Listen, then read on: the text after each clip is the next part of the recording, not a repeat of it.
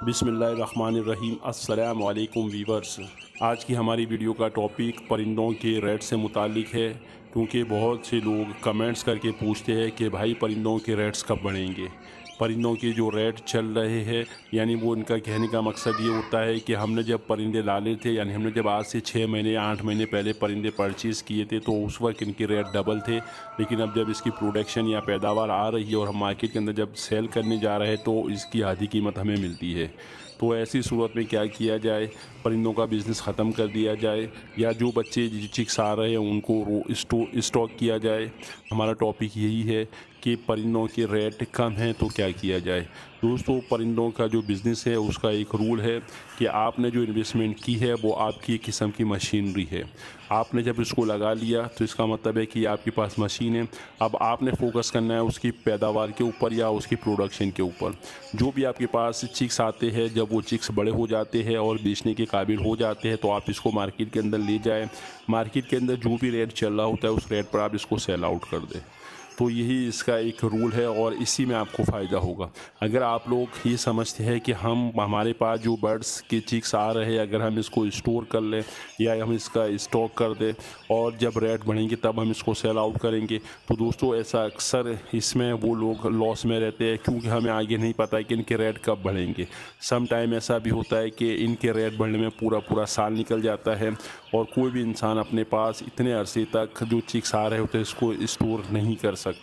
क्योंकि स्टोर करने का नुकसान ये होता है कि स्टोर करने की सूरत में हमारे पास जो स्टोरेज होता है उसके अंदर परिंदों की तादाद बढ़ जाती है, जिसकी वजह से वो परिंदे ख़राब होते हैं, यानी उनके फीडर वगैरह निकल जाते हैं, बर्ड्स गंजे हो जाते हैं, फिर उनकी इतनी अच्छी कीमत नहीं आती। दूसरा नुकसान ये है कि हमें उन बर्ड्स को जो स्टोर हम कर रहे हैं उन्हें उनको दाना पानी भी देना है, दवाइयाँ भी उनको देनी है, तो ये भी हमारे अखराजात के अंदर इजाफ़ा करते हैं। जबकि अगर हम नॉर्मली देखें तो हमारे पास एक आसान सी एग्ज़ाम्पल ये है कि आज से 6 महीने या 8 महीने पहले फिंच का जो रेट था, कॉमन फिंच का जो रेट था वो 1000 रुपये था। अगर हमने कॉमन फिंच का एक पेयर ख़रीद के रख लिया है 1000 रुपये के हिसाब से, अब हमारे पास जब उसके चिक्स आएंगे तो एक पेयर से 2 चिक्स नहीं आते बल्कि 4 चिक्स आते हैं या 3 चिक्स आते हैं। जब हमारे पास 4 चिक्स आएंगे, अब उनको सेल आउट करने जाएंगे तो 4 चिक्स हमारे 1000 रुपये में ही बिकेंगे, यानी 500 रुपये पेयर के हिसाब से जब हम इसको सेल आउट करेंगे तो ये हमारे 500 रुपये के हिसाब से ही बिकेंगे, यानी 4 बच्चे हमारे पास 1000 के हिसाब से ही बिकेंगे। तो इसका हमारे पास जो इन्वेस्टमेंट है वो तो हमारे पास पहले ही कलच के अंदर पूरी हो जाती है। अब फिंच जो है हमारे पास पूरे साल के अंदर कम से कम 5 दफ़ा ब्रीड करती है, और अगर ज़्यादा तवज्जो दी जाए और ज़्यादा अच्छे तरीके से उसकी खिलाई पिलाई किया जाए तो और दवाइयों का ख्याल रखा जाए, माहौल का उनका जो शेड है उसको कंट्रोल एटमॉस्फेयर दिया जाए, तो ये आपको तकरीबन साल के अंदर 7 दफ़ा ब्रीड भी दे देते हैं। तो अगर हम एक फिंच का एवरेज निकालें तो हमें 7 दफ़ा ब्रीड देगी, यानी हर दफ़ा हमारे पास अगर 3 बच्चे आते हैं तो हमारे पास साल के अंदर 21 पेयर 21 चिक्स देगा। 21 चिक्स का मतलब ये है कि हमारे पास 10 पेयर दे देगा एक साल के अंदर, और 10 पेयर आपके पास अगर आप 500 के हिसाब से भी लगाएंगे तो ये आपके 5000 बनते हैं, जबकि हमने जो बेसिक इन्वेस्टमेंट की थी वो 1000 रुपये थी। तो दोस्तों, बर्ड्स का बिज़नेस का ये रूल है कि आपके पास आपने तवज्जो देनी है प्रोडक्शन के ऊपर। जो भी आपके पास पैदावार आ रही है उसको अच्छी तवज्जो से बड़ा करें, जब वो बेचने के काबिल हो जाए तो उसको मार्केट के अंदर जो भी रेट चल रहा है उसके ऊपर आप सेल आउट कर दें।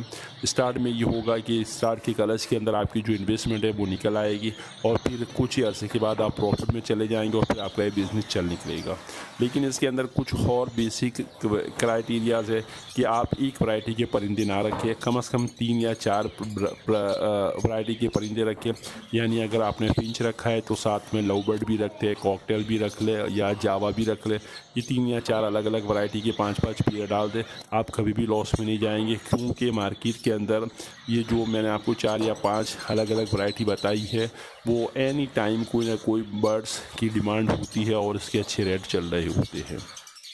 उम्मीद है आपको आज की मेरी वीडियो पसंद आई होगी। अब आप लोगों से गुजारिश है कि मेरे चैनल को लाइक कीजिएगा, अपने दोस्तों के दरमियान में शेयर कीजिएगा। इसके अलावा नए आने वाले दोस्त चैनल को सब्सक्राइब करके बेल का बटन ज़रूर दबाएं, ताकि उनको भी आने वाली हर नई वीडियो का नोटिफिकेशन मिलता रहे। अपना और अपने बर्ड्स का अच्छा सा ख्याल रखिएगा। मिलते हैं अगली वीडियो में, तब तक के लिए अल्लाह हाफिज़।